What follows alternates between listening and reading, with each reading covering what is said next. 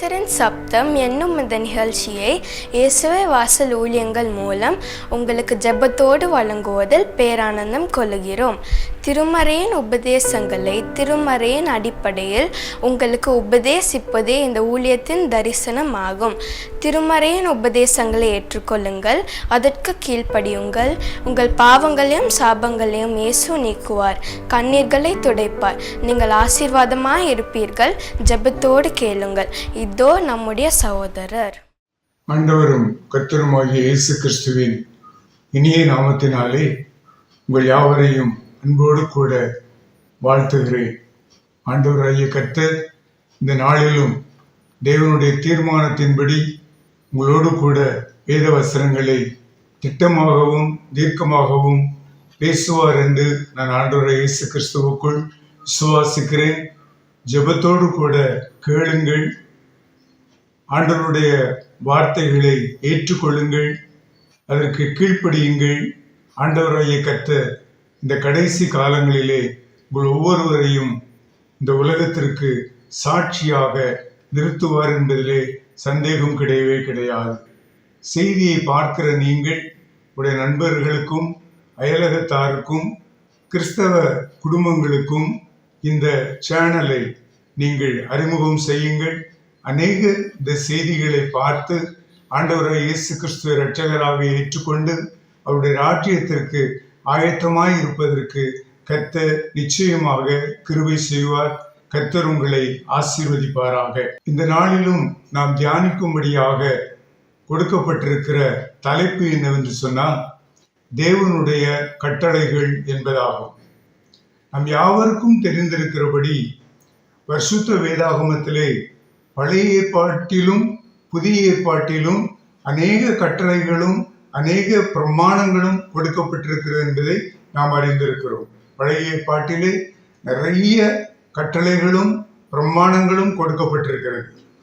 இந்த கட்டளைகளும் பிரமாணங்களும் போக புதிய ஏற்பாட்டிலே ஆண்டவராகிய இயேசு கிறிஸ்து இவை எல்லாவற்றையும் முற்றுமுடிய சுருக்கமாக அவர் சில கட்டளைகளையும் பிரமாணங்களை மட்டும் நமக்கு கொடுத்திருக்கிறார் என்பதை நாம் பரிசுத்த வேதாகமத்திலே பார்க்க முடிகிறது.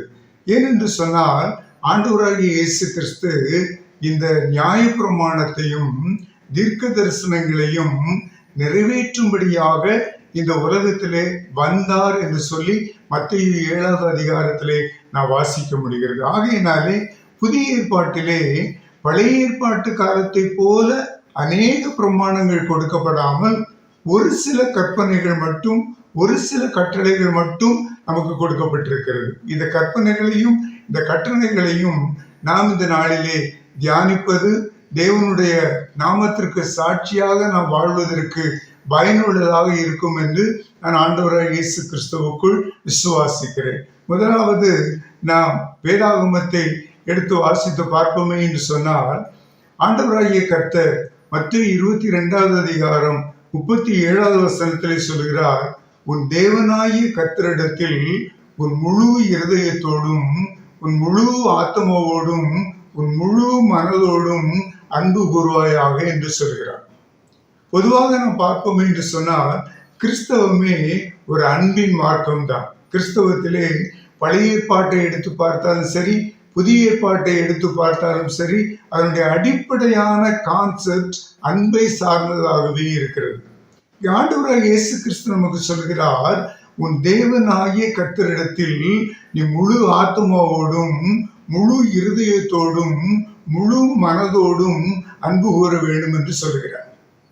ஒருவேளை கிறிஸ்தவர்களாகி நம்மிடத்துல யாரை கேட்டாலும் நாங்கள் ஆண்டவரிடத்திலே அன்பாகத்தான் இருக்கிறோம், இயேசு கிறிஸ்துவிடத்திலே அன்பாகத்தான் இருக்கிறோம், தேவனிடத்திலே அன்பாகத்தான் இருக்கிறோம் என்று பொதுவாக சொல்லுவார்கள். அது தற்காலங்களிலே நாம் பார்ப்போம் என்று சொன்னால் பரிசுத்த ஆவியானவருடைய காலம் என்று இந்த காலங்களை சத்தியத்திற்கு புறம்பாக உபதேசிக்கிற பல ஊழியக்காரர்கள் பரிசுத்த ஆவியானவரிலும் நாங்கள் அன்பு கூறுகிறோம் என்றுதான் சொல்லுகிறார்கள். அருமையான தேவஜனமே, இதற்கு அவர்கள் கூறுகிற காரணங்களை பார்ப்பீர்களே என்று சொன்னால் தசம பாகத்தை நாங்கள் ஒழுங்காக ஆலயத்திற்கு கொடுக்கிறோம், ஊழியர்களுக்கு நாங்கள் தசம பாகத்தை கொடுக்கிறோம், இன்னும் காணிக்கைகளை பரிபூரணமாக நாங்கள் ஆலயத்திற்கும் கொடுக்கிறோம், ஊழியர்களுக்கும் கொடுக்கிறோம்.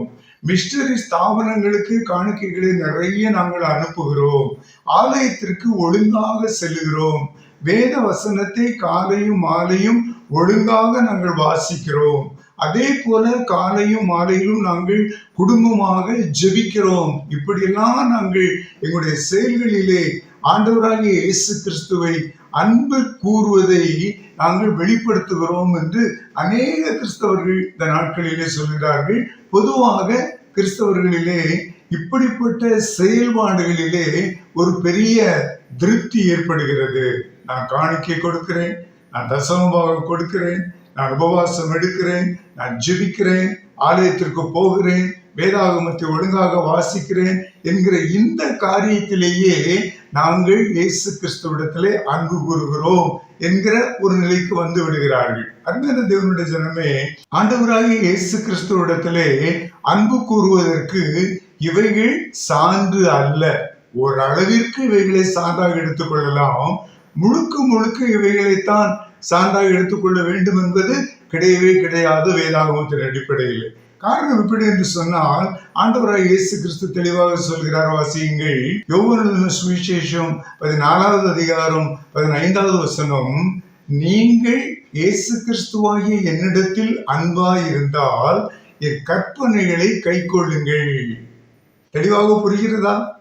நீங்கள் இயேசு கிறிஸ்துவாய் என்னிடத்தில் அன்பாய் இருந்தால் தசமபாகம் கொடுங்கள் என்று ஆண்டவர் சொல்லவில்லை. நீங்கள் ஆண்டவராய் இயேசு கிறிஸ்துவிடத்திலே அன்புள்ளவர்களாக இருந்தால் நீங்கள் காணிக்கைகளை கொடுங்கள் என்று சொல்லவில்லை. நீங்கள் ஆண்டவராய் இயேசு கிறிஸ்துவிடத்திலே அன்புள்ளவர்களாக இருந்தால் நீங்கள் உபவாசம் இருந்து ஜெபியுங்கள் என்று சொல்லவில்லை. ஒழுங்காக ஆலயத்திற்கு செல்லுங்கள் என்று சொல்லவில்லை. இந்த காரியங்களை எதையும் அவர் இம்ப்ரெஸ் பண்ணாமல், கட்டாயப்படுத்தாமல் தெளிவாக சொல்கிறார், நீங்கள் என்னிடத்தில் அன்பாயிருந்தால் நான் உங்களுக்கு எழுதி கொடுத்திருக்கிற, நான் உங்களுக்கு பரிசுத்த வேதாகமத்திலே கொடுத்திருக்கிற கற்பனைகளையும் கட்டளைகளையும் பிரமாணங்களையும் கைக்கொள்ளுங்கள் என்று மட்டும் சொல்கிறார். நம்முடைய வாழ்க்கையை சற்று திரும்பி பார்ப்போம். நாம் ஆண்டவருடைய கட்டளைகளையும் கற்பனைகளையும் பிரமாணங்களையும் ஒவ்வொரு நாள் வாழ்க்கையிலும் அபியாசப்படுத்துகிறோமா, செயல்படுத்துகிறோமா? சற்று யோசித்து பார். இந்த நிலைக்கு கிறிஸ்தவர்களாகி நீங்களும் நானும் உட்பட்டால்தான் நாம் இயேசு கிறிஸ்துவிடத்திலே அன்பு கூறுகிறோம் என்று சொல்லி பொருள். ஒருவேளை நான் எண்ணிக்கொண்டே சொல்கிறேன், நான் பிரசங்கம் பண்ணுகிறேன், நான் ஆலயங்களிலே பேசுகிறேன், கன்வென்ஷன் கூட்டங்களிலே பேசுகிறேன், ரிட்ரீட்டை நான் நடத்துகிறேன், இவைகள் எல்லாம் செய்கிறபடினாலே நான் இயேசு கிறிஸ்துவில் அன்பு கூறுகிறேன் என்று சொல்வேனே என்று சொன்னால் வேத வசனத்தின் அடிப்படையில் அது ஏற்றுக்கொள்ளப்பட மாட்டாது. இப்படிப்பட்ட என்னிலே ஆண்டவர் எதிர்பார்க்கிறது என்ன? என்னுடைய அன்றாட வாழ்க்கையிலே, என்னுடைய தனிப்பட்ட வாழ்க்கையிலே, என்னுடைய குடும்ப வாழ்க்கையிலே, சமுதாய வாழ்க்கையிலே, திருச்சபை வாழ்க்கையிலே நான் இயேசு கிறிஸ்து எனக்கு எழுதி கொடுத்திருக்கிற கட்டளைகளை கைக்கொள்ளுகிறேனா என்று சொல்லிதான் ஆண்டவராகிய கர்த்தர் பார்க்கிறார். என்னை மட்டுமல்ல, கேட்டுக்கொண்டிருக்கிற உங்களையும் அதே நிலையில் தான் ஆண்டவராய் இயேசு கிறிஸ்து பார்க்கிறவராக இருக்கிறார். ஆகையினாலே நன்றாக நீங்கள் புரிந்து கொள்ளுங்கள். நீங்கள் இயேசு கிறிஸ்துவிலே அன்பு கூறுகிற கிறிஸ்தவர்களாக இருந்தால், நீங்கள் இயேசு கிறிஸ்துவிலே அன்பு கூறுகிற விசுவாச குடும்பமாக இருந்தால், அவருடைய கற்பனைகளை ஒவ்வொரு நாளும் எல்லா சூழ்நிலைகளிலும் கை கொண்டு அதை செயல்படுத்தும் பொழுதுதான் நீங்க இயேசு கிறிஸ்துவில் அன்பாய் இருக்கிறீர்கள் என்பதை புறஜாதிகள், கிறிஸ்துவர்கள் அல்லாதவர்கள் அறிந்து கொண்டு ஆண்டவராய் இயேசு கிறிஸ்துவை இரட்சகராக ஏற்றுக்கொள்வதற்கு முடியும். சரி, ஆண்டவராகிய இயேசு கிறிஸ்து எனக்கு என்ன கட்டளைகளை கொடுத்திருக்கிறார் என்று சொல்லி நாம் யோசித்து பார்ப்போமே என்று சொன்னால், ஏராளமான கட்டளைகளும் கற்பனைகளும் புதிய ஏற்பாட்டிலே ஆண்டவராய் இயேசு கிறிஸ்துவும் அப்போஸ்தலர்களும் நமக்கு கொடுத்திருந்தாலும், ஒரு 2 அல்லது 3 கற்பனைகளை, 3 கட்டளைகளை நான் இன்றைக்கு உங்களோடு கூட பகிர்ந்து கொள்ளலாம் என்று சொல்லி யோசிக்கிறேன். முதலாவது கட்டளையை வாசித்து பாருங்கள். மத்தேயு சுவிசேஷம் 22வது அதிகாரம் 39வது வசனம், உன்னிடத்தில் நீ அன்பு கூறுவது போல பிறனிடத்திலும் அன்பு கூறுவாயாக என்பதாகும். தேவனிடத்திலே முதலாவது அன்பு கூற வேண்டும். அது முடிந்து விட்டது. நாம் எப்படி தேவனிடத்திலே அன்பு கூற வேண்டும் என்பதற்கு நான் காரியத்தை சொல்லிவிட்டேன். ஆண்டவராகிய இயேசு கிறிஸ்து நமக்கு கொடுத்திருக்கிற அடுத்த கட்டளை என்னவென்று சொன்னால், உன்னிடத்திலே நீ அன்பு கூறுவது போல பிறனிடத்திலே அன்பு கூற வேண்டும். பொதுவாக எல்லாருக்கும் நம் சரீரத்தின் மேல், நம் குடும்பத்தின் மேல், நம்முடைய தனிப்பட்ட வாழ்க்கையின் மேல் தனிப்பட்ட ஒரு கரிசனை உண்டு இல்லையா? நான் சொல்வது சரிதானே?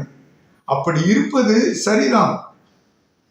அப்படி மட்டும் நம்ம இருந்து விடுவோமே என்று சொன்னால் அதை ஆங்கிலத்திலே ஷெல்ஃபிஷ் என்று சொல்லுவார்கள். அவ்வளவுதான்.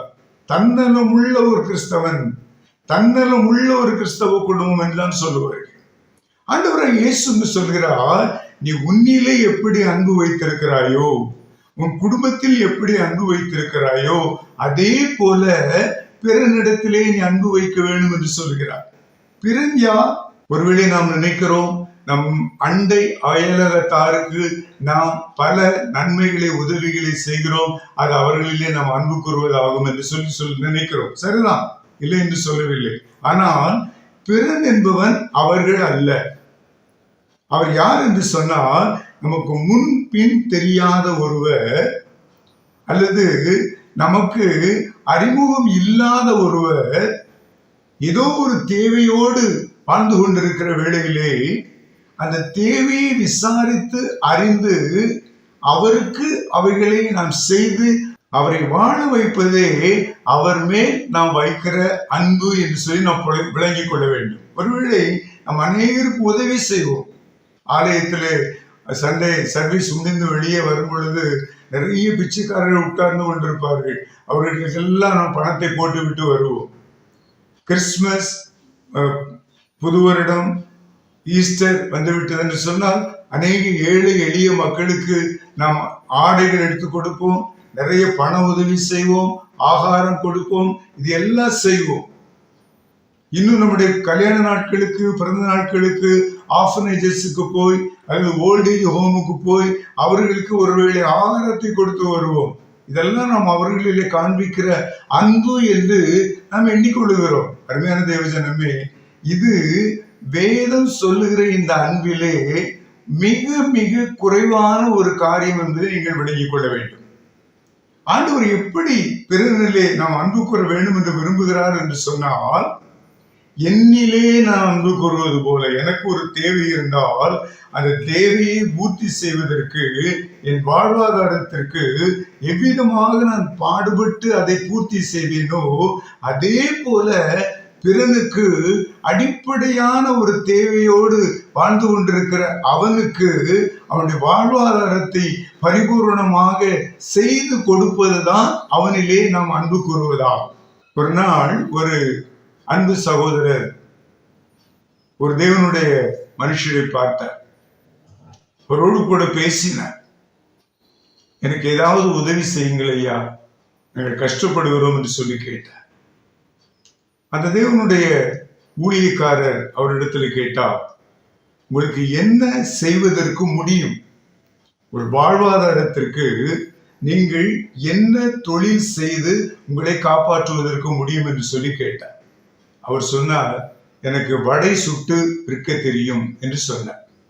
உடனே நாளைக்கு வீட்டிற்கு வாருங்கள் என்று சொல்லி அன்றைக்கு போய் அவருக்கு ஒரு கெரசின் ஸ்டவ், ஒரு நல்ல பொரிக்கஞ்சட்டி, ஒரு நல்ல கரண்டி போன்ற அந்த வடை சுடுவதற்கு வேண்டி என்னென்ன சாதனங்கள்லாம் இருக்குமோ அவை எல்லாவற்றையும் வாங்கி கொண்டு வந்து வீட்டிலே வைத்தார்.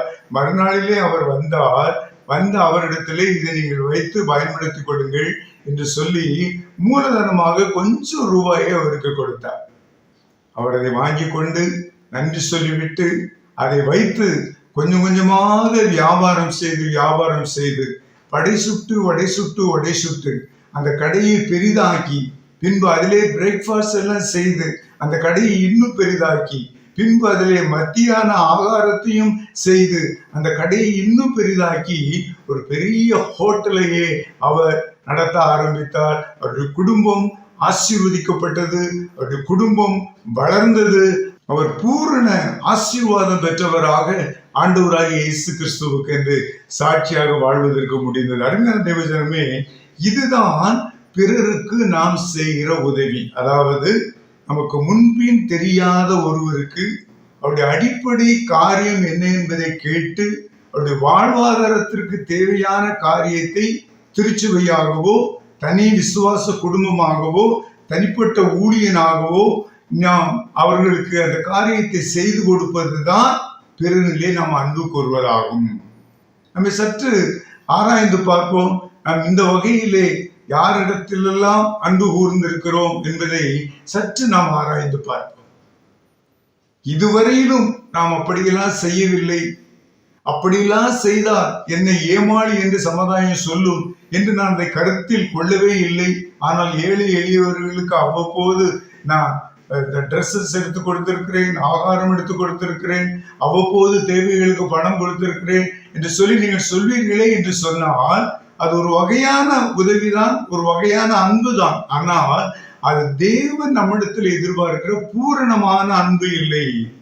எப்படி சொல்கிறேன் என்று சொன்னால், அந்த லாசரு என்ற ஒருவன் எரிகோ பட்டணத்திற்கு போகிற பாதையிலே அடிபட்டு கிடந்த பொழுது வந்த சமாரியன் அவனுக்கு பரிபூர்ணமாக உதவி செய்து அவனை கொண்டு போய் பாதுகாப்பாக ஒரு சத்திரத்திலே சேர்த்து விட்டு அவனுக்கு உதவி செய்தானே, அதுதான் பிறனிடத்திலே அன்பு கூறுவதற்கு இயேசு கிறிஸ்து கொடுத்திருக்கிற சான்று. அப்படிப்பட்ட காரியத்தை பிறருக்கு நான் செய்ய வேண்டும் என்று சொல்லிதான் நான் முன்பு சொன்ன அந்த உண்மை சம்பவத்தை உங்களுக்கு நான் சொல்லி இருக்கிறேன். சற்று யோசித்து பாருங்கள். ஆண்டவராகிய கர்த்தர் நம்மிடத்திலே கட்டளை கொடுத்திருக்கிறார், நீ உன்னிடத்தில் அன்பு கூறுவது போல பிறனிடத்திலும் அன்பு கூற வேண்டும் என்று சொல்லி. கிறிஸ்தவத்திலே இந்த அன்புதான் பிரதானம்.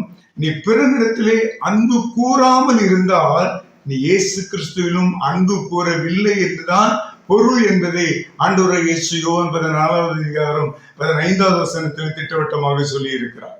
தொடர்ந்து நாம் பார்ப்போமே என்று சொன்னால், பிறரிடத்திலே மட்டும் அன்பு கூறுவதோடு நம்முடைய காரியம் முடிந்து விடவில்லை. ஆண்டவர் இன்னொரு பொறுப்பை நமக்கு கொடுக்கிறார். நீங்கள் ஒருவரில் ஒருவர் அன்புள்ளவர்களாய் இருக்க வேண்டும். சீஷர்களை பார்த்து ஆண்டவராகிய இயேசு கிறிஸ்து சொல்கிறார். நான் அடிக்கடி என்னுடைய செய்தியிலே சொல்லி இருக்கிறேன், கிறிஸ்தவர்களாகிய நாம் யாவரும், ரட்சிக்கப்பட்ட விசுவாசிகளாகிய நாம் யாவரும், பரிசுத்தாவின் அபிஷேகத்தை பெற்றிருக்கிற நாம் யாவரும், எந்த சபையை சேர்ந்தவர்களாக இருந்தாலும் நாம் கிறிஸ்துவுக்குள் யாவரும் ஒரே சகோதரர்கள் தான், யாவரும் ஒரே சீடர்கள் தான் என்று சொல்லி நான் ஏற்கனவே பல செய்திகளிலே சொல்லி இருக்கிறேன். அருமையான தேவ ஜனமே, இந்த வார்த்தைகளை ஆண்டவராகிய இயேசு கிறிஸ்து சீஷர்களை பார்த்துதான் சொல்கிறார். வாசியுங்கள், யோவான் 15வது அதிகாரம் 12வது வசனம். நான் உங்களில் அன்பாய் இருக்கிறது போல நீங்களும் அன்பாய் இருக்க வேண்டும் என்பதே என்னுடைய கற்பனையாய் இருக்கிறது என்று சொல்கிறார். ஆண்டவராகிய இயேசு கிறிஸ்து நம்மிலே எப்படி அன்புள்ளவராய் இருக்கிறாரோ அதே போல விசுவாசிகளாகிய நாமும், ஊழியம் செய்கிற நாமும், போதகர்களாகிய நாமும் ஒருவரில் ஒருவர், ஒரு விசுவாசி மற்றொரு விசுவாசியிலே, ஒரு ஊழியர் மற்றொரு ஊழியரிலே, ஒரு போதகர் மற்றொரு போதகரிலே, ஒரு சபை மற்றொரு சபையிலே அன்புள்ளவர்களாய் இருக்க வேண்டும் என்று சொல்லி ஆண்டவராகிய இயேசு திட்டவட்டமாக சொல்கிறார். அருமையான தேவ ஜனமே, இந்த பண்பாடு இன்றைக்கு கிறிஸ்தவத்திலே இருக்கிறதா என்று யோசித்தால் ஒரு பெரிய கேள்விக்குறியாகத்தான் இருக்கிறது அன்றி பதில் அதற்கு சரியாக கிடைக்கவில்லை. இன்னும் காலத்தை தாழ்த்தாதிருங்கள். இப்பொழுது ஆண்டவர் உங்களுக்கு ஒரு சந்தர்ப்பத்தை கொடுக்கிறார். நீங்கள் தனிப்பட்ட நபரோ, சபை நடத்துகிறவரோ, ஊழியம் செய்கிறவரோ, கிறிஸ்தவ குடும்பமோ, யாராக இருந்தாலும் சரி, இப்பொழுது ஆண்டவர் உங்களுக்கு ஒரு சந்தர்ப்பத்தை கொடுக்கிறார். நீங்கள் ஒருவரில் ஒருவர் கிறிஸ்து உங்களில் அன்பாய் இருந்தது போல அன்பாய் இருக்க வேண்டும் என்று சொல்லி சொல்கிறார். இயேசு கிறிஸ்து நம்மிலே அன்பாய் இருப்பதற்கு முதலாவது அவர் நம்மோடு வைத்துக் கொண்ட உறவு எப்படிப்பட்டது என்று சொல்லி நாம் கவனிப்போம். வாசியுங்கள், யோவான் 15வது அதிகாரம் 15வது வசனம். நான் உங்களை சிநேகிதன் என்றேன் என்று சொல்கிறார். நீங்கள் இது மட்டிலும் எனக்கு சீடர்களாய் இருந்தீர்கள், இது மட்டிலும் நீங்கள் என்னுடைய தொண்டர்களாய் இருந்தீர்கள். இப்பொழுது நான் உங்களுக்கு சொல்லுகிறேன், நீங்கள் என்னுடைய சிநேகிதர்கள், நீங்கள் என்னுடைய நண்பர்கள். எத்தனை பெரிய ஆசீர்வாதம் பாருங்கள்! எவ்வளவு சொத்து சுகம் கோடி கோடியான பணம் இருந்து என்ன பிரயோஜனம்? ஆண்டவராகிய இயேசு கிறிஸ்துவுக்கு நாம் நண்பராய் இருப்பது எவ்வளவு பெரிய பாக்கியம். ஆண்டவராகிய இயேசு கிறிஸ்து உங்களையும் என்னையும் அவருடைய நண்பராக ஏற்றுக்கொண்டபடியினாலேதான் அவர் பொதுவான ஒரு காரியத்தை கொண்டு சொல்கிறார். யோவான் 15வது அதிகாரம் 13வது வசனம், தன் சிநேகிதருக்காக தன் ஜீவனை கொடுக்கிற அன்பிலும் அதிகமான அன்பு ஒருவரிடத்திலும் இல்லை. பொதுவாக நண்பர்களுக்கு கடிதம் எழுதுவோம் dear friend, dear most friend என்றெல்லாம் எழுதுவோம். உயிருக்கு உயிரான நண்பனே, உயிருக்கும் அதிகமான நண்பனே என்றெல்லாம் நாம் எழுதுவோம். ஆண்டவரே இயேசு கிறிஸ்து என்னை பார்த்து சிநேகிதன் என்று சாதாரணமாக சொல்லி முடிக்கவில்லை. சிநேகிதனுக்காக மற்றொரு சிநேகிதன் ஜீவனை கொடுக்கிற அன்பை காட்டிலும் வேறொரு பெரிய அன்பு இல்லை என்று சொல்லுகிறார். அருமையான தேவஜனமே, சற்று யோசித்து பார்ப்போம். இந்த அன்பு நம்மிடத்தில் இருக்கிறதா? விசுவாசிகள் நாம் ஒவ்வொருவரும் இப்படி ஒருவருக்கு ஒருவர் அன்புள்ளவர்களாய் இருக்கிறோமா? ஊழியர்களாகி நாம் ஒவ்வொருவரும் இப்படி ஒருவருக்கு ஒருவர் அன்புள்ளவர்களாக இருக்கிறோமா? திருச்சபைகள் ஒருவருக்கு ஒருவர் இப்படி அன்புள்ளவர்களாக இருக்கிறோமா? ஒரு திருச்சபைக்கு பிரச்சனை வந்தால் மாட்டிக்கொண்டார். இப்படித்தான் மற்றொரு திருச்சபையின் போதகர் சொல்கிறார். ஒரு தெய்வ ஊழியன் மாட்டிக்கொண்டால், ஏதாவது பிரச்சனையிலே சிக்கிக்கொண்டால் உடனே மற்ற ஊழியர்கள் எல்லாரும் அவன் செஞ்சதுக்கு அவன் அனுஷ்டாயம் ஆவான். எத்தனை தடவை நம்ம சொல்லியிருக்கோம், கேட்கல, இப்ப அனுபவிக்கான், அப்படிதான் சொல்லுவோம். குடும்பத்திலே ஒருவருக்கு அப்படி நடந்தாலும், நண்பர்களிலே ஒருவருக்கு அப்படி நடந்தாலும் அப்பொழுது நாம் அப்படித்தான் சொல்லுவோம். அவர்களுக்காக நாம் கரிசனையோடு எதையும் செய்வதற்கு முற்படவே மாட்டோம். இதுதான் சமுதாயத்தில் இன்றைக்கு இருக்கிற நிலை. ஆகினாலேதான் நீதிமன்றங்களிலே அநேக கிறிஸ்தவ வழக்குகள் நடந்து கொண்டே இருக்கிறது. சொத்து வழக்கு, திருச்சபையிலே சொத்து வழக்குகள் நீதிமன்றத்திலே இருக்கிறது. குடும்பத்திலே அண்ணன் தம்பி பிரச்சனைகளிலே குடும்பத்திலே அநேக வழக்குகள் இருக்கிறது. விவசாயத்திலே அண்டை அயலகத்தார் நிலத்தை குறித்து வழக்கு கோர்ட்டிலே அதிகமாக இருந்து கொண்டிருக்கிறது. காரணம் என்ன? விசுவாசிகளாக இருந்தும் நாம் ஒருவருக்கு ஒருவர் அன்பு செலுத்த கூடாதவர்களாய், முடியாதவர்களாய் இருக்கிறோம். தயவு செய்து யோசித்து பாருங்கள். நம்முடைய அன்பு, ஆண்டவராய் இயேசு கிறிஸ்து நம்மளே அன்பு வைத்தது போல நாமும் ஒருவருக்கு ஒருவர் அன்பு வைக்க வேண்டும். இயேசு கிறிஸ்து எப்படி அன்பு வைத்தார்? அவருடைய ஜீவனையே நமக்கென்று கொடுத்தார். அவர் வைத்திருக்கிற அன்பு போல என்று சொன்னால் அவருடைய ஜீவனையே நமக்கென்று கொடுத்தார். அதுதான் அவருடைய பெரிய அன்பு. இயேசு சொல்கிறார், அப்படி நீங்களும் அன்பா இருக்க வேண்டும். அப்படி என்று சொன்னால், மற்றவர்களுக்காக நான் என் குடும்பம் கோத்திரம் எல்லாம் பார்க்காம என் உயிரை விட்டுறணுமா அப்படி சொல்றீங்களா? அப்படி கேட்குறீங்களே? இல்லை, அப்படி சொல்லல.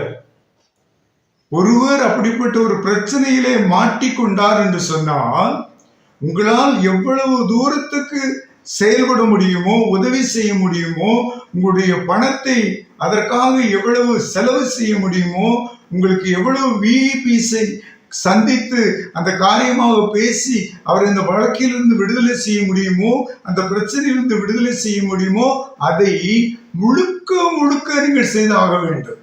அதுதான் கிறிஸ்தவம். மேலாப்புல கோயிலுக்கு போறதும் வர்றதும், வேதத்தை வாசிப்பதும், இரவும் பகலும் ஜெபிப்பதும், முழுவதும் ஜெபங்களிலே பங்கு பெறுவது மட்டும் கிறிஸ்தவம் அல்ல. அது கிறிஸ்தவத்தில் ஒரு சின்ன பகுதி. நன்றாக விளங்கிக் கொள்ளுங்கள்.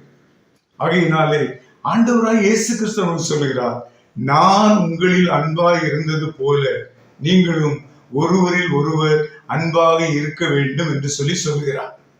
விசுவாசிகளாகிய நாம், கிறிஸ்தவர்களாகிய நாம், ஊழியர்களாகிய நாம், திருச்சபையின் போதகர்களாகிய நாம், மற்ற எல்லாரிடத்திலும், சபையில் உள்ள எல்லாரிடத்திலும், குடும்பத்தில் உள்ள எல்லாரிடத்திலும் கிறிஸ்து நமக்காக ஜீவனை கொடுத்து நம்மை சிநேகிதர்களாக ஏற்றுக்கொண்டாரே, அதே போல நாமும் அவர்களுக்காக ஜீவனை கொடுப்பதற்கும் முன்வருகிற அளவிற்கு ஒருவருக்கு ஒருவர் நாம் அன்புள்ளவர்களாக இருக்க வேண்டும் என்று சொல்லி ஆண்டவராய் கர்த்தர் சொல்கிறார். அருமையான தேவஜனமே, வாழ்க்கையிலே இதை நாம் பிராக்டிஸ் பண்ணினால்தான் இவைகளை எல்லாம் நாம் கிறிஸ்தவத்திலே செயல்படுத்தி காண்பிக்க முடியும்.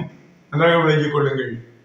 ஒவ்வொரு நாள் வாழ்க்கையிலும் இந்த கட்டளைகளை, இந்த கற்பனைகளை பிராக்டிஸ் பண்ணுங்கள்.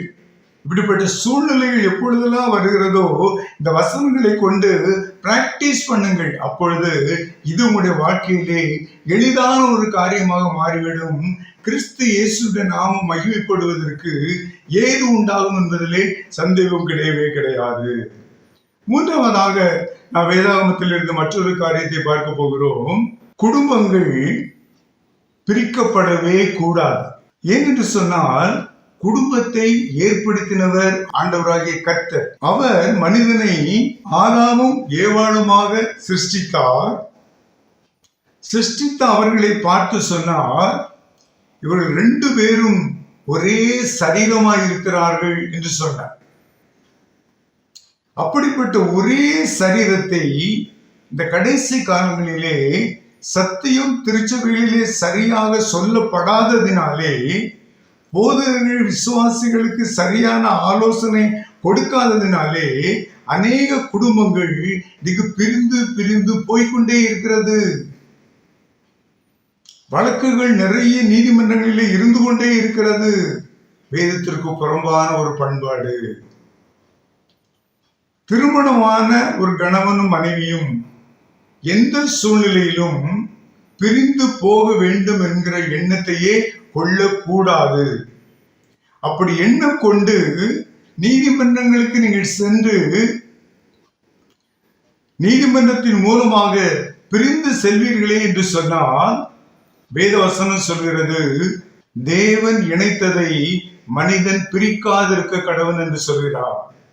அருமையான தேவஜனமே, வேத வசனத்தின் அடிப்படையிலே பார்ப்போமே என்று சொன்னார், நீதிபதிக்கு கூட ஒரு தம்பதியை பிரித்து விடுவதற்கு அதிகாரம் கிடையாது என்பதை திட்டவட்டமாக விளங்கிக் கொள்ளுங்கள். அது பாவம். இந்த காரியம் ஒரு குடும்பத்திலே இல்லாமல் இருக்க வேண்டும் என்று சொன்னார், இந்த அன்பு கணவனும் மனைவிக்குள்ளும் இருக்க வேண்டுமே என்று சொன்னால், அவர்கள் தெய்வ பயத்தோடே ஒருவருக்கு ஒருவர் கீழ்ப்படிந்திருக்க வேண்டும். எபேசியர் 5வது அதிகாரம் 21வது வசனம் அப்படி சொல்கிறது. தேவனுக்கு பயப்படுகிற பயத்தோடே கணவன் மனைவிக்கும் மனைவி கணவனுக்கும் எல்லா விஷயங்களிலும் கீழ்ப்படிந்து இருக்க வேண்டும். நான் பெரியவன், நான் உயர்ந்தவன், நான் கற்றவன் என்று ஒரு கணவன் தன் மனைவிக்கு முன்பதாக தன்னை குறித்து எண்ணக்கூடாது. மனைவி சொல்வதை நான் ஏன் கேட்க வேண்டும், அவளுக்கு ஒன்று தெரியாது என்று சொல்லி ஒரு கணவன் நினைக்க கூடாது. எந்த அளவிற்கு தன் மனைவிக்கு காரியத்தை சரியாக சொல்லி விளங்க வைக்க முடியுமோ அந்த அளவிற்கு அவர்களுக்கு அதை கற்றுக் கொடுத்து அதை விளங்க செய்து அதன் பின்பு ஒரு காரியத்தை நடத்த வேண்டும். அப்படி சொல்லியும் ஒரு மனைவி அதற்கு எதிர்த்து நின்று என் வார்த்தையை இவர் கேட்கவே மாட்டார் என்று சொல்லி நீதிமன்றத்திற்கு சென்றால் அது பாவம். நன்றாக விளங்கிக் கொள்ளுங்கள். ஒருவருக்கு ஒருவர் கீழ்ப்படிய வேண்டும். கணவனும் மனைவிக்கு கீழ்ப்படிய வேண்டும், மனைவியும் கணவனுக்கு கீழ்ப்படிய வேண்டும். ஏதோ ஒரு உதவியை மனைவி கிச்சனிலே நின்று கொண்டு கொஞ்சம் இதை செய்து முடித்து விடுங்கள், எனக்கு கொஞ்சம் வேலை இருக்கு, நான் வெளியே போய்விட்டு வந்து விடுகிறேன் என்று அவர்கள் சொல்லுவார்களே என்று சொன்னால், நான் கிச்சனுக்குள்ள வரவே மாட்டேன் அப்படின்னு சொல்லி ஒதுங்கி நிற்க கூடாது. உங்களுக்கு அந்த கிச்சன் வேலை தெரியும் என்று சொன்னால், அந்த உதவியை செய்ய முடியும் என்று சொன்னால், உங்கள் மனைவி ரெஸ்ட் ரூமுக்கு போய்விட்டு வருவதற்கு அனுமதி கொடுத்து அவர்கள் வரும் மட்டிலும் அந்த வேலையை நீங்கள் கவனிப்பது தவறு கிடையவே கிடையாது. அதுதான் கணவன் மனைவிக்கு கீழ்ப்படுகிற ஒரு அனுபவம் ஆகும். கிறிஸ்தவ குடும்பங்களிலே இது இன்றைக்கு இருக்கிறதா யோசித்து பாருங்க. சில குடும்பங்களில் இருக்கிறது, சில குடும்பங்களிலே இதனாலேயே பெரிய தகராறே வந்து விடுகிறது. ஆகையினாலே நன்றாக விளங்கிக் கொள்ளுங்கள். தெய்வ பயத்தோடே, கர்த்தருக்கு பயப்படுகிற பயத்தோடே புருஷனும் மனைவியும் ஒருவருக்கொருவர் கீழ்ப்படிந்திருந்தால் அவர்களுடைய அன்பு தெய்வ அன்பாக இருக்கும் என்பதிலே சந்தேகம் கிடையவே கிடையாது. இப்படிப்பட்ட ஒரு குடும்பம் அமைய வேண்டும் என்று சொன்னால் அதற்கும் ஆண்டவராகிய கர்த்தர் ஆவியானவரை கொண்டு பவுலின் மூலமாக நமக்கு ஒரு ஆலோசனை கொடுக்கிறார். வாசித்து பாருங்கள். 2 கொரிந்தியர் 6ஆம் அதிகாரம் 14வது வசனம். அவிசுவாசியோடு விசுவாசி பிணைக்கப்படல் ஆகாது. இந்த வசனத்தை 100% கிறிஸ்தவர்கள் யோசித்து பார்ப்பதும் இல்லை, கடைபிடிப்பதும் இல்லை. நன்றாக படித்த மகனா நல்ல படித்த மணமகளை பார்க்க வேண்டும். செல்வம் நிறைந்த மணமகனா செல்வம் நிறைந்த மணமகளை பார்க்க வேண்டும். உயர் வேலையில் இருக்கிற பெண்ணா நல்ல வேலையில் இருக்கிற மணமகனை பார்க்க வேண்டும். அவன் இந்துவாக இருந்தாலும் சரி, எவனாக இருந்தாலும் சரி, அதை பற்றி பரவாயில்லை. அவன் நல்லா படித்திருக்கிறானா, என் மகள் அளவிற்கு படித்திருக்கிறானா, என் மகன் அளவிற்கு படித்திருக்கிறாளா, இப்படித்தான் யோசிக்கிறார்கள். எங்களுடைய ஸ்டேட்டஸ் சரியா இருக்குமா? பப்ளிக்ல நாங்கள் வரும் பொழுது 2 பேருடைய ஸ்டேட்டஸும் சரியா இருக்குமா? இதைத்தான் யோசிக்கிறார்கள். ஆகவேதான் இந்த ஸ்டேட்டஸ் நீதிமன்றத்திலே கொண்டு போய் உங்களை நிறுத்துகிறது. ஆகவேதான் இந்த ஸ்டேட்டஸ் பார்க்கிற உங்களுக்கு கணவனுக்கும் மனைவிக்கும் கீழ்ப்படிய வேண்டும் என்கிற அந்த உறவு, அந்த அன்பு இல்லாமல் போய்விடுகிறது. நன்றாக விளங்கிக் கொள்ளுங்கள். ஒரு விசுவாசம் நிறைந்த குடும்பம், கிறிஸ்து இயேசு விசுவாசம் வைத்திருக்கிற ஒரு குடும்பம், பணக்கார குடும்பமோ படித்த குடும்பமோ எதுவாக இருந்தாலும் சரி, ஒரு அவிசுவாச குடும்பத்திலே போய் படித்திருக்கிறார்கள் என்று சொல்லி, செருக்கோடு இருக்கிறார்கள் என்று சொல்லி திருமணம் செய்து கொள்ள கூடாது. அது பாவம். ஒன்றுமே இல்லையா, ஒரு ஏழை, பரம ஏழை. ஆனா நாங்கள் செல்வந்தர்கள், நாங்கள் படித்தவர்கள், அவர்கள் கொஞ்சம் தான் படித்திருக்கிறார்கள். அப்படிப்பட்ட ஒரு குடும்பம் ரட்சிக்கப்பட்ட குடும்பமா இருக்கிறது, விசுவாச குடும்பமா இருக்கிறது. பரவாயில்லை. அவனுடைய வார்த்தைக்கு கீழ்ப்படிந்து நீங்கள் அந்த சாதாரண ஒரு குடும்பத்தை, ஓரளவுக்கு படித்திருக்கிற குடும்பத்தை, உங்களுக்கு பிறக்கக்கூடிய பிள்ளைகளை கண்காணிக்கிற அளவிற்கு படித்திருக்கிற ஒரு மணமகனை, நிறைய படித்திருக்கிற உங்களுடைய மகனுக்கு, நிறைய படித்திருக்கிற, நிறைய செல்வம் வைத்திருக்கிற உங்கள் குடும்பங்களுக்கு நீங்கள் அவர்களை தெரிந்தெடுத்து திருமணம் செய்து வைப்பீர்களே என்று சொன்னால் அவர்களுடைய அன்பு மாறாததாக இருக்கும். கிறிஸ்து இயேசுவில் உள்ள அன்பு அவர்களிலே இருக்கும். அவர்கள் ஒருவரில் ஒருவர் கீழ்ப்படிந்து இருப்பார்கள். அவர்கள் ஒருவரில் ஒருவர் அன்பு கொண்டு இருப்பார்கள். அவர்கள் சமாதானத்தோடு சந்தோஷத்தோடு வாழ்வார்கள்.